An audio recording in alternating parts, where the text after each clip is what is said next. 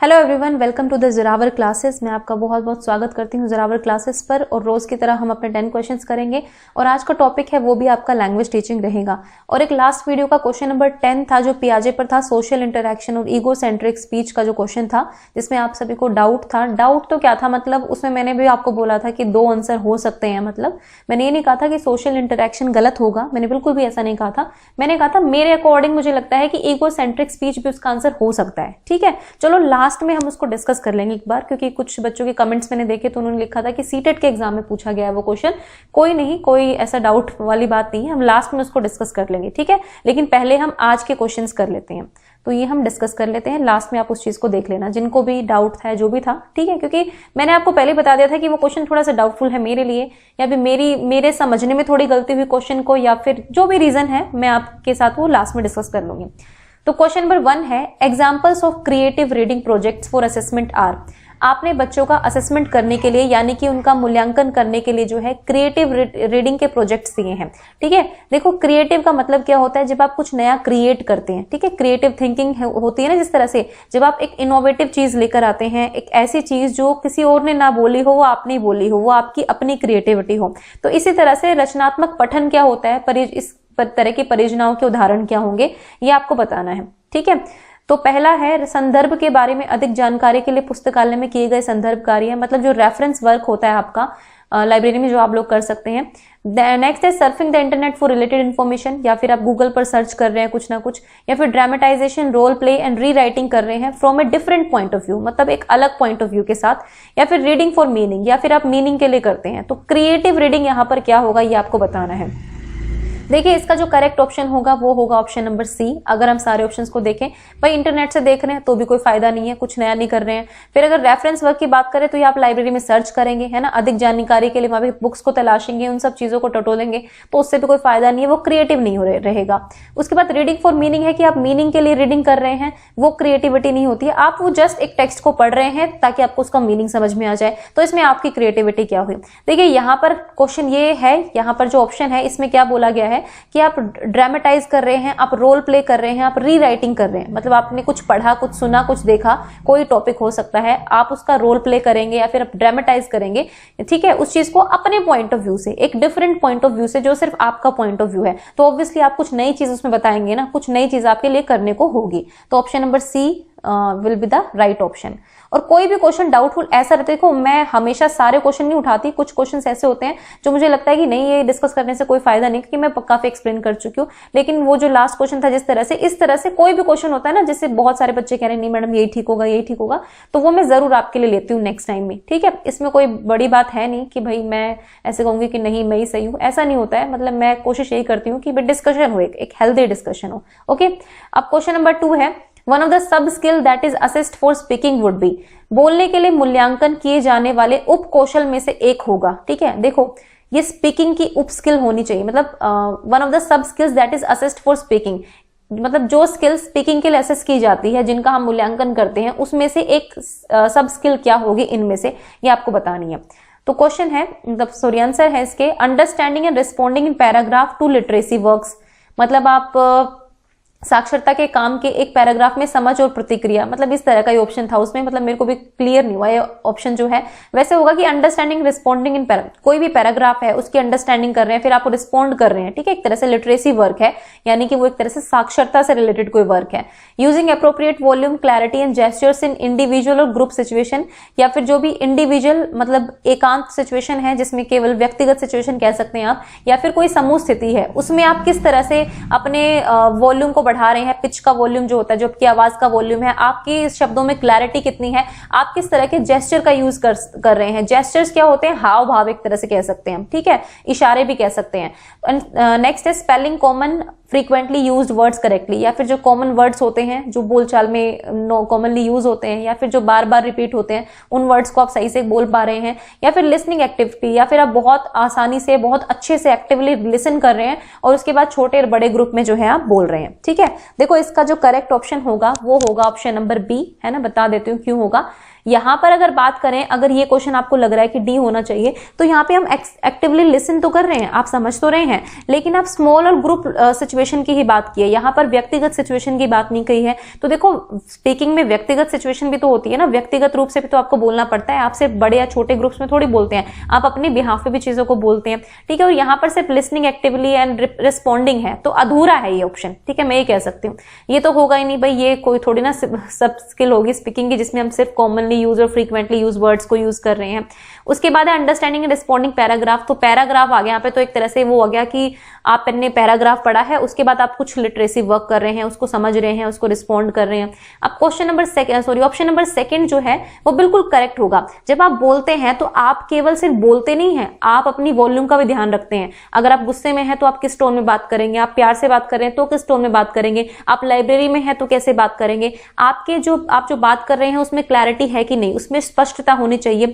फिर आपके हाथ के एक्सप्रेशन, मुंह के एक्सप्रेशन, आंखों के एक्सप्रेशन, सब चीजें जो है झलकती हैं बिल्कुल आपके फेस पे जब आप बातें करते हैं। ओके, तो option number B is the correct option. ये स्किल्स हो सकती हैं लेकिन बाकी जो स्किल्स हैं वो पूरी नहीं होगी। डी वाला ऑप्शन थोड़ा सा अधूरा है ना, वो पूरा नहीं है, वरना लिसन तो करते ही हैं खैर हम स्पीकिंग में भी।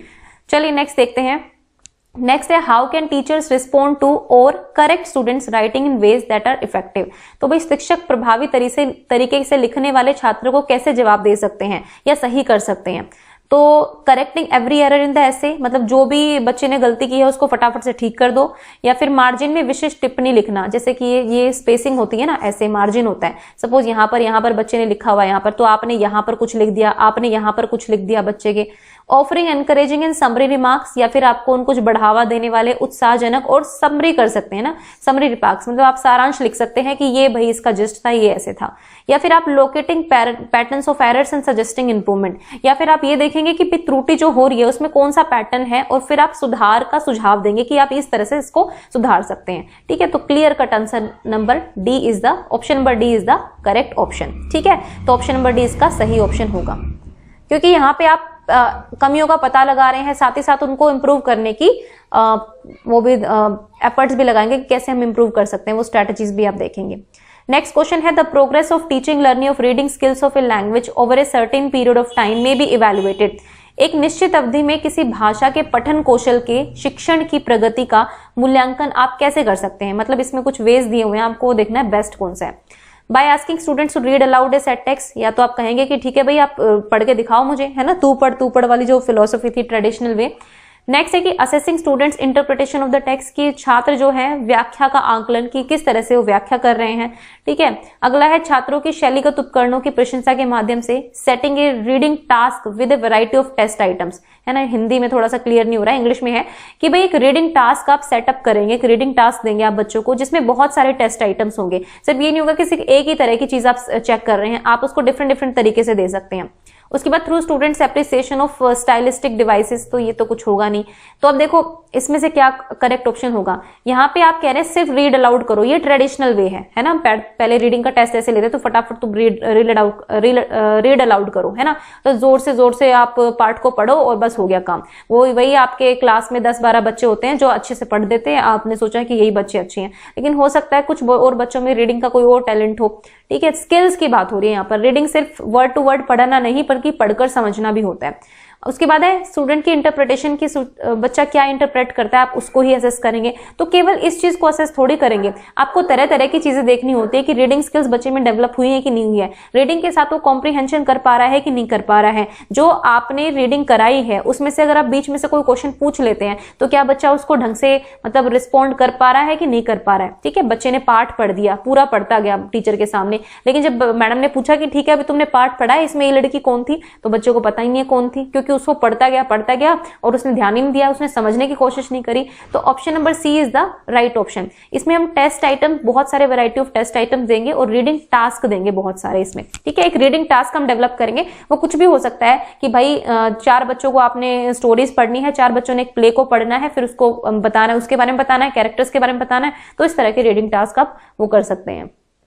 ओके, नेक्स्ट है ए चाइल्ड रीड्स एक बच्ची पढ़ती है कि शी बॉट 3 एप्पल्स, उसने पढ़ा कि she bought 3 apples as she bought tree apples, मतलब देखो मैं बताती हूँ इसका मतलब क्या है। इसने बच्चे को पढ़ना था शी बॉट 3 एप्पल्स, लेकिन बच्चे ने पढ़ दिया, ये यहाँ पर ये लगेगा एपोस्ट्रॉफ, शी बॉट 3 एप्पल्स, उसने 3 को जो है इसका एच गायब कर दिया और इसको ट्री एप्पल्स पढ़ दिया, ठीक है, और इसको एक्सप्लेन कर दी है एप्पल्स फ्रॉम ट्री, ठीक है। How would you rate this child's reading skill, तो आप क्या कह सकते हैं इसके बारे में। बच्चे ने क्या किया, उसने 3 सेब खरीदे, लेकिन बच्चे ने कहा उसने पेड़ के सेब खरीदे, मतलब हिंदी में एग्जैक्ट मुझे नहीं पता क्योंकि गूगल ट्रांसलेट से है, तो क्वेश्चन एक्चुअली इंग्लिश में था मेरे सामने, तो मैं आपको इंग्लिश के मीडियम से उसमें सिखा देती हूँ। तो बेसिकली गलती यहां पर की है कि 3 को वो ट्री पढ़ती है, ठीक है, मे बी अब देखो ये देखना होगा हमें।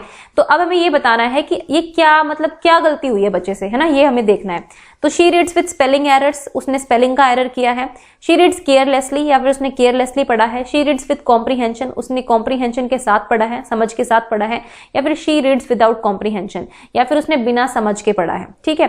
अब देखो जब रीडिंग की बात आती है ना, तो comprehension is very very important, comprehension होना जरूरी है। आप सिर्फ रीडिंग नहीं पढ़ सकते हैं, मतलब उसने ट्री एप्पल पढ़ा, हो सकता है कि वो 3 को ट्री ही पढ़ती हो लेकिन उसको मतलब पता हो, ऐसी भी चीजें हो सकती हैं, ठीक है। लेकिन उसके जब आपने ये कहा ना कि आपने पढ़ा क्या है, तो अब वही है कि उसने इसको ट्री पढ़ दिया, उसके बाद उसको ट्री ही ध्यान में रहा और वो कहती है कि हाँ भाई ये मतलब होता है। यानी कि बच्चे की समझ जो है वो अच्छे से डेवलप नहीं हुई, उसने रीडिंग करते हुए चीज को अच्छे से नहीं पढ़ा। अगर वो कहती शी बॉट ट्री एप्पल्स जो है मतलब बोट है, खरीदे उसने, अगर उसको ये पता होता कि यहाँ पे खरीदी गई है चीज, तो ये ट्री एप्पल्स कैसे आ गया, उसने कितने एप्पल खरीदे, ये हो सकता है ना, उसने खरीदने की बात की है। तो ये पूरा जो इसका विचार था, इसका जो संदर्भ था वो समझ नहीं पाई, कॉम्प्रीहेंड नहीं कर पाई बच्ची। तो option number D is the correct option, ठीक है। देखो स्पेलिंग का एरर है इसमें, मैं मानती हूँ स्पेलिंग का एरर है, लेकिन यहाँ पे ये पूछा है कि आप बच्चे की रीडिंग स्किल को कैसे इनहेंस करते हैं, मतलब कैसे सोचते हैं। देखो हम रीडिंग में क्या होता है ना, जब हमारे पास आप फिलिंग द ब्लैंक्स करते हो ना, जैसे मैंने कह दिया राम डैश गुड बॉय, है ना, अब इस ब्लैंक को आप सभी पढ़ सकते हैं, राम डैश गुड बॉय, ठीक है। अब हमें पता है कि Ram is a good boy, is good boy, या फिर इस तरह से भर सकते हैं। तो हमारे अंदर ये एक तरह की काबिलियत कह सकते हैं, या फिर मतलब यूनिवर्सल ग्रामर की जो चॉम्स की बात करते हैं कि हमें ना अंदाजा होता है सेंटेंस देख कर ही कि उसका मीनिंग क्या निकलेगा, और फिर हम फिलिंग द ब्लैंक्स को भरते चले जाते हैं।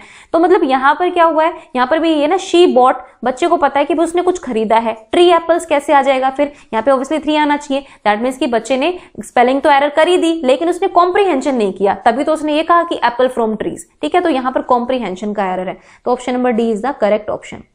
कभी कभी थोड़ा एक्सप्लेनेशन लंबा हो जाता है, तो I am really sorry for that, थोड़ा सा मेरे को भी थोड़ी दिक्कत होती है, ज्यादा एक्सप्लेन करने की आदत है। Writing is a dash not a dash, ठीक है। राइटिंग क्या है और क्या नहीं है ये आपको बताना है। तो राइटिंग क्या है, प्रोडक्ट है, प्रोसेस है या प्रोडक्ट, मतलब वही है, 2 ऑप्शन है, प्रोडक्ट है कि प्रोसेस है, आपको ये बताना है। भाई राइटिंग क्या होता है, राइटिंग एक प्रोसेस होता है, पहली चीज है ना, एक प्रक्रिया है, उस प्रक्रिया में जो है आप लगातार उसको सीखते रहते हैं, क्रिएटिव राइटिंग करते हैं, इंटेंसिव राइटिंग करते हैं, बहुत सारी चीजें करते हैं, है ना। उसमें आप पहले तो पेंसिल पकड़ना सीखते हैं, फिर आपकी फाइन मोटर स्किल्स अच्छी होती हैं, तब आप उसको ग्रैब करना सीखते हैं। पहले आप उससे राइटिंग से पहले भी बहुत सारी चीजें होती हैं, जब आप खाली ड्रॉइंग बनाते हैं, मतलब पूरा एक प्रोसेस चलता है और एक स्टेज तक चलता ही रहता है, जब तक कि आपको परफेक्ट राइटिंग नहीं आ जाती है। तो दैट मीन्स कि it is a product and not a, sorry, it is a process and not a product. ये प्रोडक्ट नहीं होता, राइटिंग एक प्रोसेस होता है, ठीक है, प्रक्रिया है, उत्पाद नहीं है। तो option number B is the correct option. Next देख लेते हैं स्किल्ड रीडिंग। तो हमें बताना है कि स्किल्ड रीडिंग क्या होती है। स्किल मतलब जब आप देखो, स्किल क्या होती है, जब किसी परफेक्ट एरिया में, किसी भी स्पेसिफिक एरिया में आपको कोई उसकी स्किल है, जैसे टीचिंग है ना, टीचिंग एक स्किल है, ठीक है। अब टीचिंग में तरह तरह की मेथोडोलॉजी आप यूज करते हैं, आपका पढ़ाने का तरीका अलग है, आपका बच्चों से डील करने का तरीका आता है, वो एक अलग स्किल है। तो ये स्किल हर किसी को तो नहीं आती है, आपको सीखनी पड़ती है। इस तरह से स्किल्ड रीडिंग के मतलब कुशल पठन क्या होता है ये आपको बताना है। डेलिब्रेट है, कंस्ट्रक्टिव है, इमेजिनेटिव है या फिर प्रोग्रेसिव है ना। देखो डेलिब्रेट तो होता है जानबूझकर किया हुआ, तो जानबूझकर तो नहीं, कई बार हम लोग मतलब अपने आप नहीं हो जाता है रीडिंग, है ना, वो हमें सीखनी पड़ती है, रीडिंग हमें सीखनी पड़ती है। जब हम रीडिंग की और हम राइटिंग की बात करते हैं तो ये हमारी एक्टिव स्किल्स हैं। ये क्वेश्चन भी एक बार बच्चे ने मुझसे कहा था कि मैडम ये एक्टिव स्किल कैसे हैं, तो मैं बताती हूँ। एक और ये नया क्वेश्चन आपको समझा रही हूँ, समझ लीजिए इसको। देखो रीडिंग और राइटिंग दोनों एक्टिव स्किल हैं, जबकि आपके लिसनिंग और स्पीकिंग जो है ये पैसिव स्किल्स होती हैं।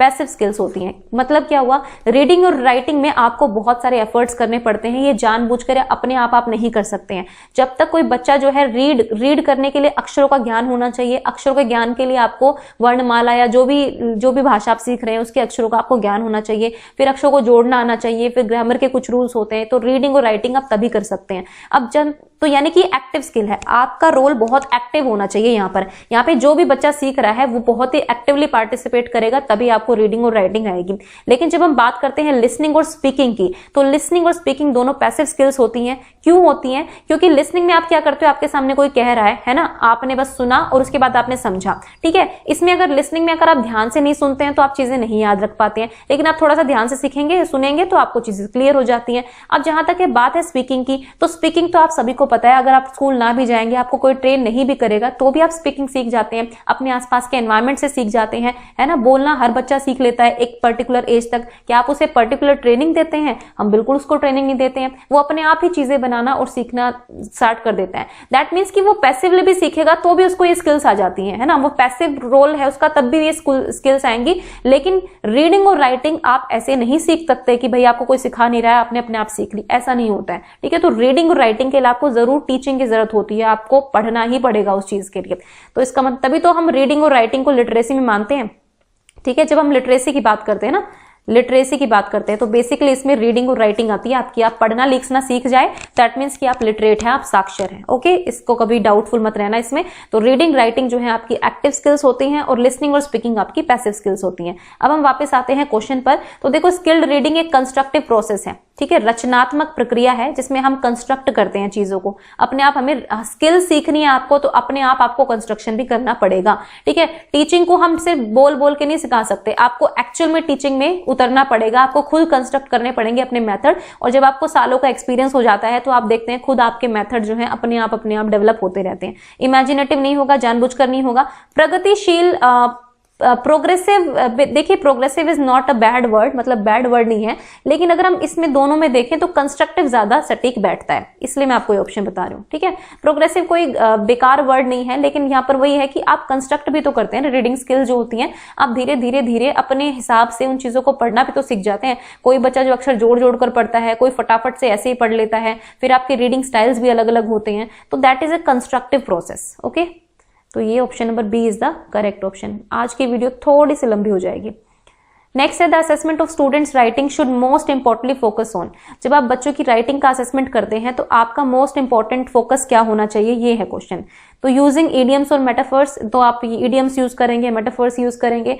उसके बाद आप करेक्ट स्पेलिंग और ग्रामर पर ध्यान देंगे, आप एक्सप्रेशन और आइडिया पर ध्यान देंगे, या keeping to the work limit, या फिर आप वर्क लिमिट तक ही सीमित रहेंगे, काम की सीमा तक, जितना काम है उतनी लिमिट, ठीक है। ये तो देखो लैंग्वेज में ये तो होगा नहीं, वर्क लिमिट तो कुछ होता नहीं है लैंग्वेज में, उसका स्कोप बहुत होता है, राइटिंग का भी स्कोप बहुत है। सिर्फ ईडियम और इनसे काम चल जाएगा, ये भी नहीं चलेगा। अब बात आती है करेक्ट स्पेलिंग एंड ग्रामर की एंड एक्सप्रेशन एंड आइडियाज की। तो जब आप असेसमेंट करते हैं बच्चों की राइटिंग का, ठीक है, तो यहां पर क्या होना चाहिए बताइए।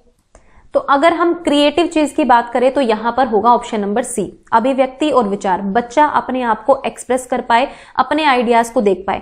हम जब ये कहते हैं ना कि टीचर जो सिखाता है बच्चा एज इट इज लिखेगा, तो वो करेक्ट चीज नहीं होती है ना। हम कहते हैं कि बच्चा अपने आप को एक्सप्रेस कर पाए। अब एक्सप्रेशन वो दोनों तरह से कर सकता है, मौखिक रूप से भी कर सकता है और लिखित रूप से भी कर सकता है। तो हमारा अल्टीमेटली जो हमारा प्रोसेस असेसमेंट होना चाहिए ना, वो इस बेस पर होना चाहिए कि बच्चा अपने आप को एक्सप्रेस कर पा रहा है कि नहीं कर पा रहा है, क्या अपने आइडियाज अपने विचारों को लिख पा रहा है कि नहीं लिख पा रहा है। जब हम पिक्चर रीडिंग कराते हैं ना, पिक्चर दे देते हैं हम बच्चे को, पिक्चर हम कहते हैं इस पिक्चर को देखकर इसको एक्सप्लेन करो अपने शब्दों में, तो that is very expressive and ये बहुत ही एक्सप्रेसिव होता है कि बच्चा क्या देख पा रहा है पिक्चर में। मेरा पर्सपेक्टिव अलग होगा, आपका अलग होगा, तो जो भी इसको देखेगा और इसको लिखेगा, अपने शब्दों में पिरोकर लिखेगा, तो वो एक क्रिएटिव एक्सप्रेशन होता है। तो expression and ideas are more important, ठीक है। देखो स्पेलिंग और ग्रामर तो आई जाती है बच्चे को, ऐसी बात नहीं कि आप हर जगह सिर्फ उसको चेक करते हैं। जब आप किसी का ऐसे लिखने को देते हैं बच्चे को, है ना, सिर्फ ऐसे की बात करते हैं, जब सपोज आपने ऐसे दे दिया नो पोल्यूशन पर या से नो टू क्रैकर्स पर दे दिया, ठीक है, तो बच्चा किस तरह से एक्सप्रेस करेगा उस ऐसे में, अपने आइडियाज किस तरह से लिखेगा, इसके मार्क्स ज्यादा होते हैं, ओके।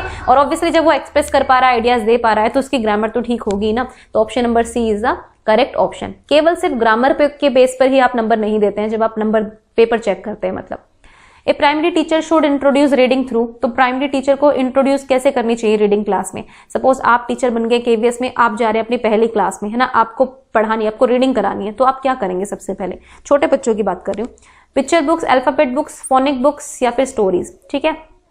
तो देखो यहाँ पर रीडिंग की बात हो रही है, तो रीडिंग के लिए सबसे इंपॉर्टेंट होती है पिक्चर बुक्स, है ना। बड़ी बड़ी छोटी छोटी फर्स्ट क्लास के लिए, सेकंड क्लास के लिए, मतलब हमारे स्कूल में भी आती है, बहुत सारी हजारों बुक्स आ चुकी हैं, मतलब उनमें बड़ी बड़ी पिक्चर्स होती हैं और 2-2 सेंटेंस लिखे होते हैं।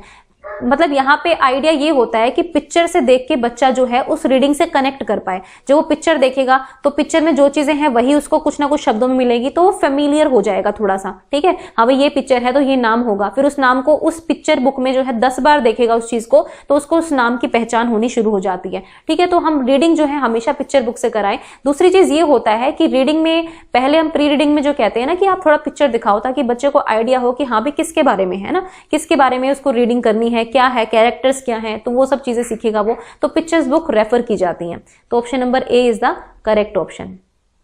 नेक्स्ट देख लेते हैं last question. Scribbling is a stage of, ठीक है, अगर आपको स्क्रिबल का मतलब पता है तो आप समझ जाएंगे। देखो छोटे बच्चे ऐसे ऐसे करते हैं, ऐसे ऐसे ऐसे, मतलब पूरा कलर चला देते हैं, कभी इधर उधर उधर उधर, ये आपकी क्या होती है? स्क्रिबलिंग होती है। अगर लड़का लड़की बनाना है कुछ भी तो ऐसे कर देंगे, ठीक है। छोटे छोटे ट्री बनाना है तो ऐसे कर देंगे, ये सब स्क्रिबलिंग होती है। मतलब राइटिंग से पहले की स्टेज होती है जब बच्चा राइटिंग के प्रोसेस में होता है, ठीक है। तो ये किसकी है? राइटिंग का प्रोसेस है एक तरह से, ठीक है। 10th का बी ऑप्शन होगा, ओके। अब हम जरा उस डाउटफुल क्वेश्चन को देख लेते हैं एक बार, जो कल मैंने आपको कराया था। देखो, in the context of language development which areas was under estimated by पियाजे, ठीक है। मैंने इसके आपको ये दोनों तो कटवाई दिए थे एज इट इज, मैंने कहा था इन दोनों में से आंसर हो सकता है, और फिर मैंने ये कहा था कि मेरे अकॉर्डिंग ये ज्यादा सही बैठता है। हालांकि आंसर की में कुछ लोग बता रहे थे कि इसका आंसर सोशल इंटरेक्शन था, बिल्कुल ठीक है, कोई गलती नहीं है इसमें, है ना, कोई गलत बात नहीं है। मैंने आपको अपना पॉइंट ऑफ व्यू बताया था, मैं इसलिए बता रही थी क्योंकि जो ये ईगोसेंट्रिक स्पीच होती है ना, दैट मीन्स जिसको हम प्राइवेट स्पीच बोलते हैं, प्राइवेट स्पीच जो बोलते हैं, जो वाइगोत्स्की ने इसको प्राइवेट स्पीच का नाम दिया था और कहा था कि इस स्पीच का जो है बच्चे के बिहेवियर को डायरेक्ट करने में, उसकी लैंग्वेज डेवलपमेंट में बहुत इंपॉर्टेंट रोल होता है, उसकी लर्निंग में बहुत इंपॉर्टेंट रोल होता है इस प्राइवेट स्पीच का, अकॉर्डिंग टू वाइगोत्स्की। लेकिन पियाजे कहते थे कि ये जो प्राइवेट स्पीच है ये ईगोसेंट्रिक स्पीच होती है और इसका कोई भी रोल नहीं है हमारे डेवलपमेंट में या किसी भी चीज में, ठीक है। तो इस आइडिया के साथ मैंने ये बताया था कि उन्होंने अंडर एस्टिमेट किया। हो सकता है कि मेरे समझने में क्वेश्चन को गलती हो गई हो, है ना। वैसे तो सोशल इंटरेक्शन की भी बहुत कम बात करते हैं, लेकिन कुछ बच्चे कह रहे थे कि सोशल इंटरेक्शन सिर्फ वाइगोत्स्की का है, तो बेटा आप लोग थोड़ी सी गड़बड़ कर रहे हैं। आप बिल्कुल ये मत सोचो कि नहीं पियाजे तो बिल्कुल सोशल इंटरेक्शन की बात नहीं करते, ऐसा नहीं है। उन्होंने पीयर्स को बहुत इंपॉर्टेंट माना है बच्चे के डेवलपमेंट में, कि पीयर्स के साथ जो सोशल इंटरेक्शन होता है ना, that is very very important. हाँ ये है कि पियाजे ने इस पर ज्यादा ध्यान नहीं दिया, ठीक है, मतलब इसको ज्यादा इंपॉर्टेंट नहीं माना। इन्होंने सोशल इंटरेक्शन की जगह जो बच्चा खुद है उसका रोल ज्यादा इंपॉर्टेंट माना था, ठीक है। तो मैंने अपना पर्सपेक्टिव इस वे से बताया था कि क्योंकि प्राइवेट स्पीच को पियाजे ने बिल्कुल नकार दिया था कि ये ईगोसेंट्रिक स्पीच होती है, इसका रोल ऑफ डेवलपमेंट में कोई रोल नहीं होता है, इसलिए मैंने बोला था कि ईगोसेंट्रिक स्पीच इसका आंसर हो सकता है, ठीक है। लेकिन अगर भाई कंफर्म सीटेट का एग्जाम जो है उसमें कंफर्म ऑप्शन ये दिया हुआ है, तो आप यही सही मानकर चलिए सोशल इंटरेक्शन। मैंने हालांकि सोशल इंटरेक्शन को भी गलत नहीं बताया था, आप वापस जाकर देख सकते हैं, ठीक है। तो ये मेरा पर्सपेक्टिव था इस क्वेश्चन के ऊपर, okay. I think now I am clear to all of you, ठीक है। बाकी आप भी तो समझदार है ना, कुछ समझदारी आप अपने तरफ से देख लीजिए कि आपको क्या सही लग रहा है, ओके। तो चलिए गाइज नेक्स्ट क्लास में फिर से मिलेंगे, and thank you for watching the Zorawar classes.